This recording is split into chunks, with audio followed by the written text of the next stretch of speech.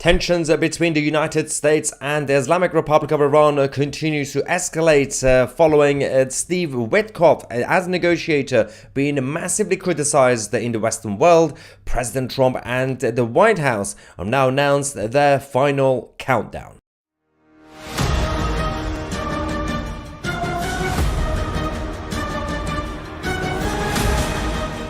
Hello ladies and gentlemen, welcome to 2CTV, your global news channel, and this is your latest news update from the United States of America. Also, big announcement, we have less than 3,000 to go to hit 800,000 subscribers. I want to say massive thank you to every single person who's been supporting this channel all this time, and we continue to grow, unlike the Islamic Republic's nuclear program. Or is it? Because apparently they don't really care about these negotiations. They've already decided to celebrate that they are winning in all of this. So we're going to give you guys all the updates. If you're watching this live, we'll get your reaction in the live chat, in the comment section. Let me know what you think so far.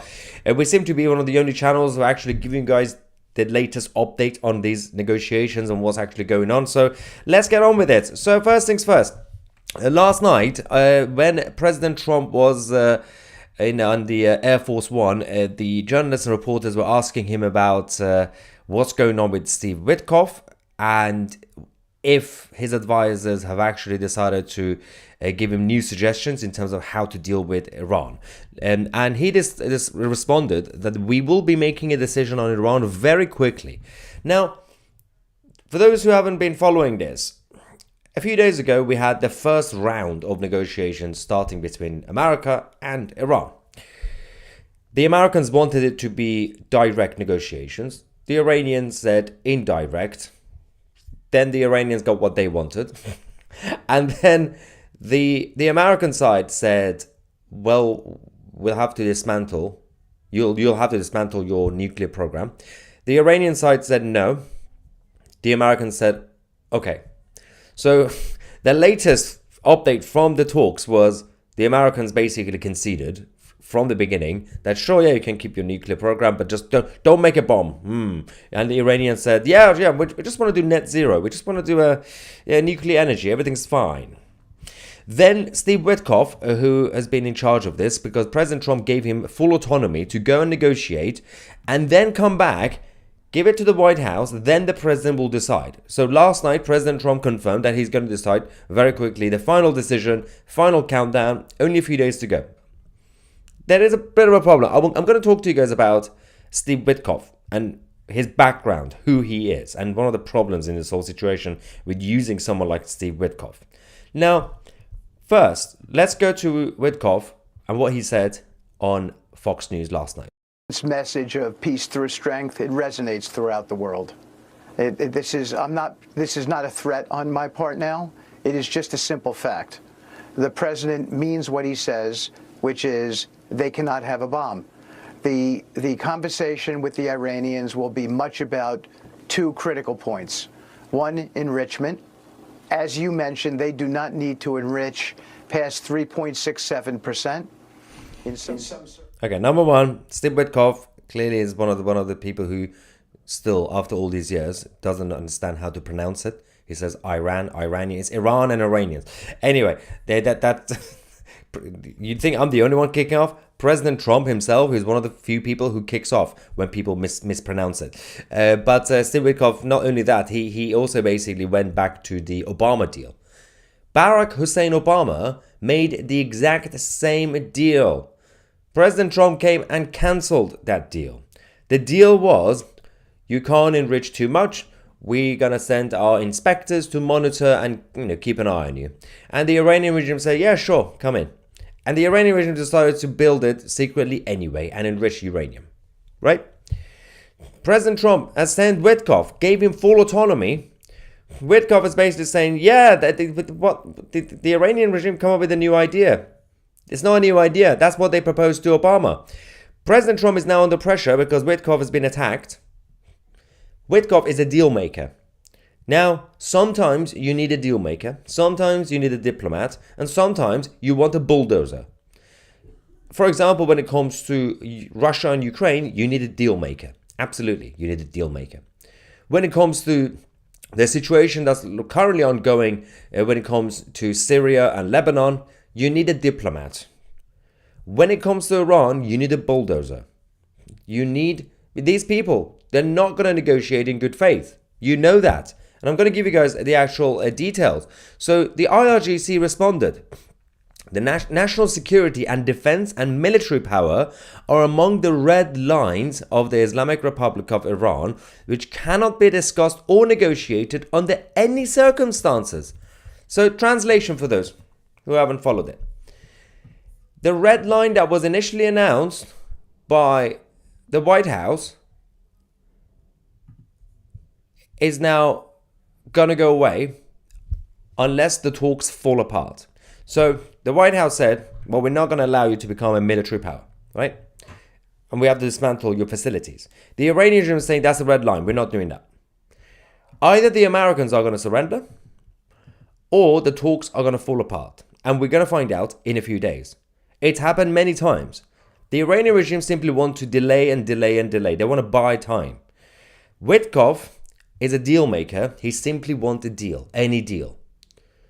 Now, if this deal actually happens somehow, which will result in the Iranian regime becoming more of a danger to the West and to America, then you have to be responsible for the lives that will be lost.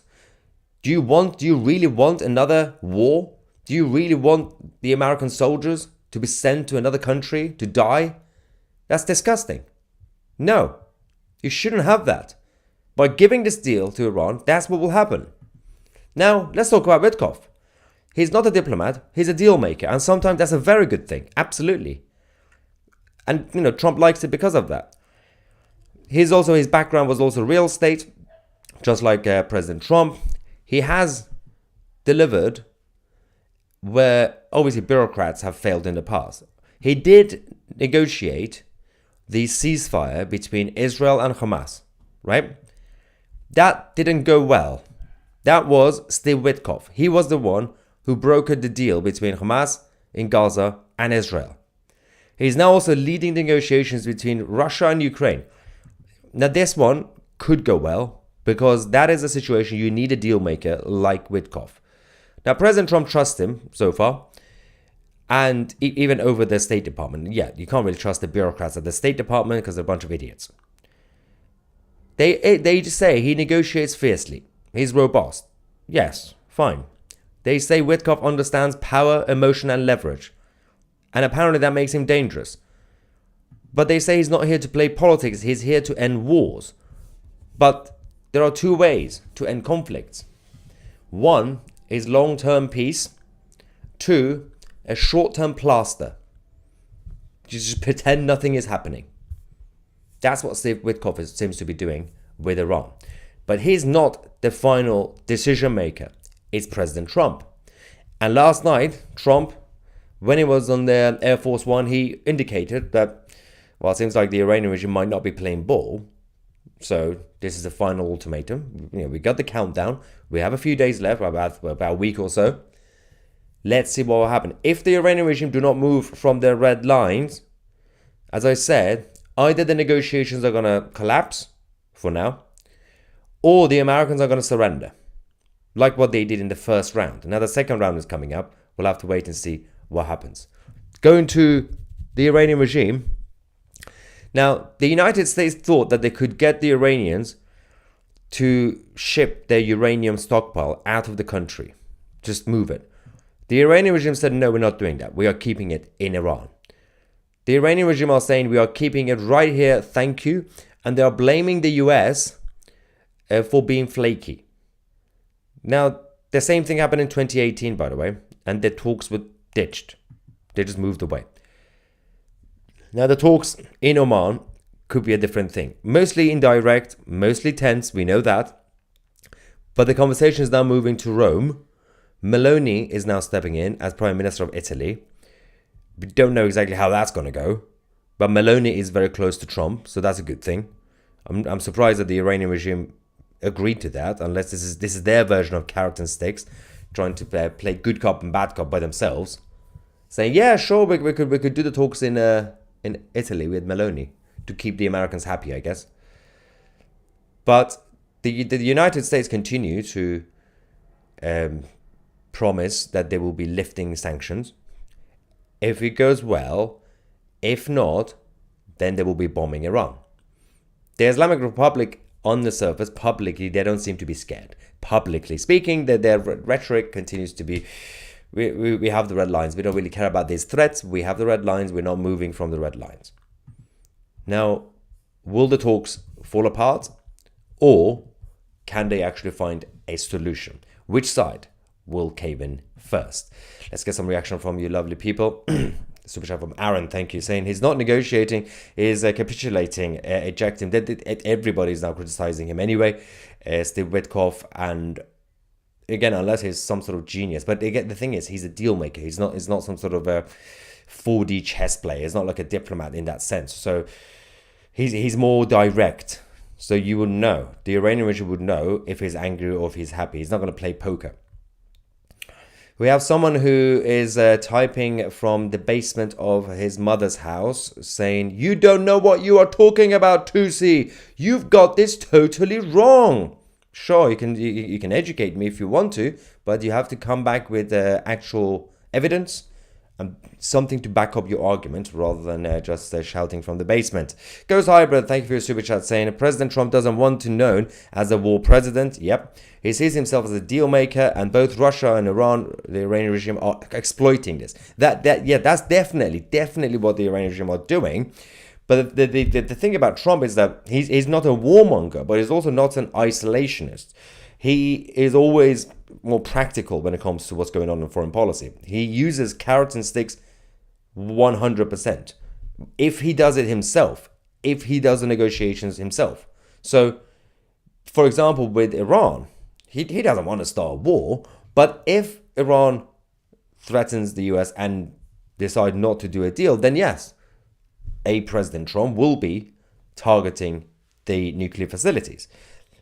Some people now see Steve Witkoff symbolically as someone who basically will not tell Trump to target the nuclear facilities, which means that the Islamic Republic are basically sitting there thinking, we could do whatever we want. Trump with Steve Witkoff is not going to bomb us. If you had someone instead of Witkoff, someone who is more of a bad cop compared to Trump, so Trump could go out there publicly and say, yeah, I don't want to start a war. That's the carrot.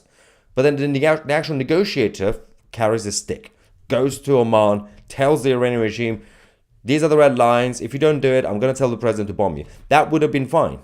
But when you have Witkoff basically going to Oman saying, yeah, we're not going to do any conflict. As you know, my president doesn't like conflicts.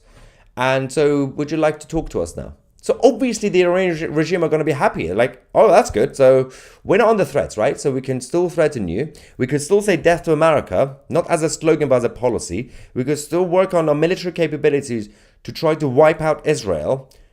And you're saying, Steve, that your president is not going to destroy us? Well, that's good. How is that helping? Now, you do not want to start a war. But you don't want the Iranian regime to know that you don't want to start a war. That's just a terrible way of negotiating. Again, firstly, you don't have to start a war with Iran. That is not a good option. No one needs to start a war. You don't need to send the American soldiers. That's a stupid idea. But you can always, as part of your carrot and sticks, target their nuclear facilities. And the justification is that this is self-defense. Because outside every single nuclear facility in Iran, they have the posters and the flags that says, we are doing this to wipe out America. They are saying it. Believe them when they are telling you what they are. So you say, this is self-defense, just like what Israel did in Syria over the last couple of months. Israel targets the military equipment and military sites mostly left by Assad, saying this is self-defense. Because if al-Jilani or some rogue militant groups that's not even part of al-Jilani Syria get their hands on this, then obviously they could attack us. This is self-defense. Now, we don't know what President Trump is going to decide. We don't know. We do know that he's given the countdown, fine. But Steve Witkoff is sent to Oman and now Italy, and he's been told to say, well, I don't know if he's been told to say or he's saying it because the White House said what Witkoff is doing, he has full autonomy. He's doing it himself. When he's done, he's going to come back to the White House. Then we'll decide, okay? So it seems like we have this so-called deadline, the final decision from the White House. But Witkoff, every time he goes to see the Iranians, the message is, don't worry about the deadline. Don't worry about the threat. There's no threats. We're not going to attack you. Well, the IRGC are just going to find a way to buy time. That's what they're going to do. Now, let's get some more reaction. Lynn saying, I just found you this morning from Israel. Wonderful job. I do not think Witkoff is the right man for this job. Thank you, Lynn, from Israel. Again, I would like to be proven wrong. It's still early days, obviously, right? We're just going with what we know so far. The indications are not really good. I would like to think that the guy is going to become some sort of genius. But he keeps saying he's not. He keeps saying, I'm a deal maker. He doesn't play 4D chess. He's never done it. He's made good deals, apart from the last one. Again, as a reminder, Steve Witkoff was responsible for the recent deal between Hamas and Israel. Went horribly wrong. Making a deal for the sake of deal is not a good idea. Obama did the same thing. Witkoff is doing exactly what Obama did. How did that end? The Iranian regime still managed to secretly build the bomb. Well, get close to it. Yeah, they haven't finished it, obviously. And if it weren't for Netanyahu in Israel, who came to the United Nations, what was it now, 8 years ago, almost 10 years ago, right? And exposed this with evidence. He said, the Americans under Obama made this deal, the Iranian regime agreed, but they are building secret facilities. Look at this. And everyone was like, oh, that's awkward. And Trump, he said, we're going to cancel the deal. And everybody laughed at him. Trump was right. He had to cancel the deal. But what is Witkoff doing now? Larry says, as an Israeli, I do not believe we can count on any US administration to destroy the Iranian nukes. Yeah, yes, I agree. It's about time, because the two countries that are being threatened directly are the United States and Israel. Technically, the UK is being threatened, but not directly. I mean, there are slogans in Iran that says the US, the UK, and Israel, they are the devil, they have to die. But the actual threat by the Iranian regime is directly towards Israel and the US. Now, the US can technically ignore those threats, right? Technically, the United States of America is a huge country, superpower. The Iranian regime are just a mosquito. But in terms of size, military-wise, and if somehow the Iranian regime managed to get the nuke, Israel cannot afford to ignore the threat. Which means, as Larry says, at the end of the day, it's going to have to be the Israelis defending themselves when it comes to the Iranian nuke. Which means the responsibility once again goes on to Benjamin Netanyahu, and we're not really sure what he's up to right now, because over the last few months, even when President Trump gave him the green light, don't know what happened there, but Netanyahu, again, they know things that we don't know. He has access to intel that we don't know. He didn't do it. He didn't decide to actually defend himself against Iran. President Trump said, go for it. Self-defense. Don't randomly start wars. Because again, there are those who just simply warmongers. There are those who simply want conflict for the sake of conflict because they benefit from it. That's a different argument. Self-defense is another thing. And those who want to avoid conflict, as President Trump himself always says, peace through strength. Steve Witkoff is not showing strength. He's just going in there saying peace. How is that a good approach? Now, again, we're simply going with what has already been announced and reported. I would like to think there is a bigger plan. I would like to think there is some sort of genius plot and this is all part of the game. That's what we said under Obama, by the way. We'll find out. I'm sorry, but who gave the authority to the only country who dropped 2 nukes on civilians and another genocidal country to decide who can or cannot build a bomb? The winners of World War II. Yes, the West. The United States, as the leader of the free world, and obviously the American Empire. The West won the war. Move on. The winners of the wars called the shots. And I would still prefer that the West, despite what happened in Japan, that they are calling the shots rather than the Japanese Empire or Adolf Hitler. Do you really think the world would have been the same? Do you really think the world would have been better? The world is not perfect, but it definitely would not have been better. Now you know what happened exactly in Japan. And what would have happened if that hadn't happened. Now, there was a lot of conversations about how it could have been done differently. I agree. But do you think if the Japanese or the Germans had gotten access to it first, they would have done it like what the US did in Hiroshima? No. They would have done it all over the place. Paris, London, DC. They wouldn't have stopped. That was supposed to be a slap in the face to end the war, and the war ended. It was very inhumane, but it ended the war. But the winners of war called the shot. Adolf and Mussolini lost. Get used to it. That's why the Americans called the shot. Now, sometimes they made the right decisions, sometimes they made the wrong decisions. That's just part of humanity anyway. Also, there's no genocidal country apart from the Iranian regime that wish that they have the power to do it, but so far they don't have the power. Stu says Witkoff isn't justifying his reputation as a deal maker. Well, he keeps saying it, and people around him keep calling it that. Trump needs a strong negotiator. Yes. Crazy. What is this? By the way, we'll have a conversation, people. What? Some of you heard scam. That's not English. I don't know what's going on. Something about India. That's a good point. Ken says you can't make deals with terrorists. You can't negotiate with terrorists. I don't understand why this has even been tried right now. People think there's only 2 alternatives. Like start a conflict with Iran or surrender to Iran. No, you don't have to do either of those things.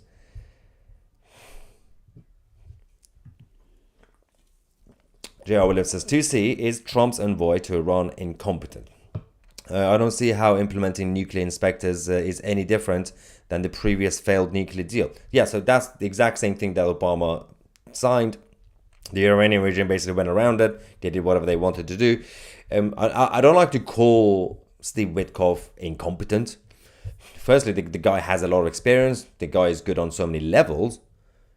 But the issue with it is that you have different personalities for different situations. As I said at the beginning, sometimes you need a deal maker, sometimes you need a diplomat, and sometimes you need a bulldozer.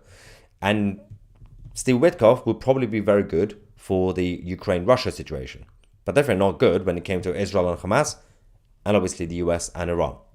Now, President Trump's final decision and this final countdown, we have a few days left, and obviously as it was announced last night, not much will change until some sort of agreement is reached, which means as things stand now, the nuclear facilities will be targeted. The Iranian regime have to find a way to buy time, and that's what they're doing. They know they can't get everything they want. They can't completely trick the Americans or Witkoff saying, just sign this, let's go with it. Announce a deal, right? They can't do that because that will be the Americans can't come across as the losers here. Even Witkoff knows that, so they have to get something out of the deal, which means it will be very difficult to see how they can sign an actual full comprehensive deal within the next few days. Which means what they will probably end up doing is sign a pre-agreement to show progress is being made and delay it. Now, in the meantime, what would the president do?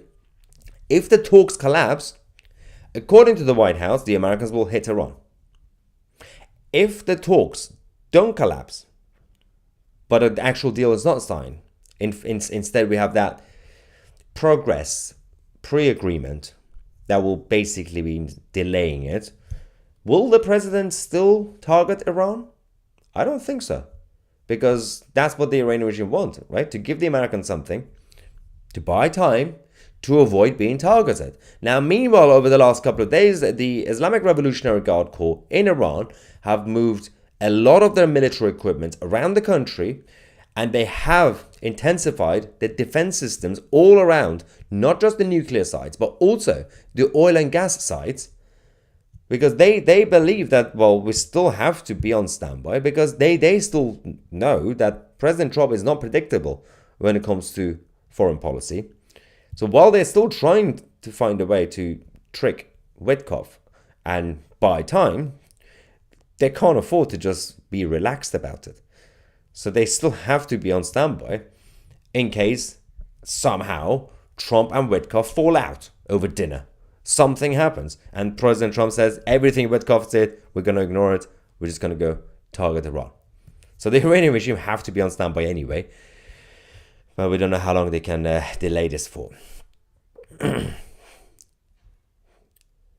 So, okay, we have a quick update, ladies and gentlemen, on this story. Actually, it's just come out now. Over the last few minutes, the Americans, this is the Trump envoy to the Middle East. That's interesting. So Steve Witkoff saying, a deal with Iran, there we go, will only be completed if it is a Trump deal. Any final arrangement must set a framework for peace, stability, and prosperity in the Middle East, meaning that Iran must stop and eliminate its nuclear enrichment and weaponization program. It is imperative for the world that we create a tough, fair deal that will endure. And that is what President Trump has asked me to do. All right, so if you've been watching this for the past 27 minutes, about 3 minutes into the live report, I showed you what Witkoff said on Fox News last night and what Witkoff has been saying until now, which is very different to this statement. This has just come out now, and he actually contradicts what Witkoff said before. Still, Witkoff said before, yeah, we're not going to aim to get Iran to dismantle anything, to stop, to eliminate enrichment. We just want them to enrich a little bit. Well, this post, considering what it says at the end of the sentence, the paragraph, it says, and that is what President Trump has asked me to do. This is the new development. He says Iran must stop and eliminate its nuclear enrichment. So it seems like the pressure has worked. And I did say, because I was actually having a conversation with Emily Schrader as well about this earlier, last night and today. There's been so much pressure now on the White House because Steve Witkoff is being attacked left, right, and center. And I said, I have a feeling they might come back and find a way to get Witkoff to retract his initial statement. And basically, this is what that is. This is going against what Witkoff has been saying over the last few days, especially what he said last night on Fox News. So, seems like President Trump has told Witkoff, shut the F up. You were wrong. You were not, again, unless this was all planned, unless Trump and Witkoff knew that he's going to say that yesterday to test the waters. Now, today, he's saying what President Trump wants to say. Unless this was all planned, but we're just saying we're just going to go with what's public, what comes across, official statements. Until last night, Witkoff was saying, yeah, we don't want to aim to stop Iran. We just want them to enrich a little bit. Now it says, Trump has asked me to let you guys know that, yeah, we actually want Iran to stop everything. So let's see what the reaction is going to be to this, because perhaps the White House have realized that the Iranian regime have been gloating too much over the last couple of days. The Iranian regime are celebrating, saying, we are winning these negotiations. Ha ha, we haven't moved from the red lines. The Americans are being tricked. So I think the White House, not too happy about that, and have gone to Witkoff and saying, you're going to have to post that. Because it seems like the Iranian regime are gloating way too much unnecessarily. Still early hours. J.R. Williams, thank you for your super chat, saying, let's not forget Stuxnet was launched during the last zero-sum nuclear deal with Obama. Iran was never abiding by the previous deal. Exactly. They're not going to follow anything. The Iranian regime, why would they? Candace says, 2C did a great coverage on this, to be honest. But on what? On what? What are we talking about? Is it the coverage I'm doing now? No. Yeah, it's planned that Witkoff is a foil. Yeah, I mean, we can just speculate, I guess. Leroy says, Trump just booted Witkoff up the ass. Well, regardless of whether this was basically planned by Trump and Witkoff to get him to say certain things the last few days and now retract, or the White House basically had to tell him to calm down and go with the official line, it's kind of worked. The outcome is that's all is needed. So what we need to do now, ladies and gentlemen, wait for a few hours or for a day or two to see what the reaction is from Tehran. The Islamic Republic clearly now have been told what Witkoff just said, right? So they're going to have a meeting with their supreme leader, and they're going to have to come back with a response. If the Iranian response is going to be the usual response, for those who are familiar with the supreme leader, Khamenei, his language is very robust. So the natural reaction should be, the Americans are a bunch of dogs and we're not going to move from our red lines. If he does go with that one, he might be poking the bear, because Trump is not going to be happy. So sometimes President Trump respects someone who's a big dog. Sometimes if that big dog is actually a little puppy trying to be a big dog, Trump doesn't like it. So let's see what the reaction is going to be officially from Iran, and then we'll double check that with you. All right, so we have a lot to talk about today. We're going to take a break, come back. We've got a couple of live streams, a couple of shorter videos. Tony Blair, you remember Blair? He's coming out with the ID cards, obviously. We're going to talk about the chaos in France's prisons, because the prisons are falling apart in France. 150% capacity, occupancy rate in France. There's a lot of riots going on. The Irish police are now doing a crackdown on citizen journalists, and the rise of Christianity in Europe again, ladies and gentlemen. All this will be on 2C TV throughout the day. Subscribe to the channel if you haven't already. I'm Maya 2C, and we are the media.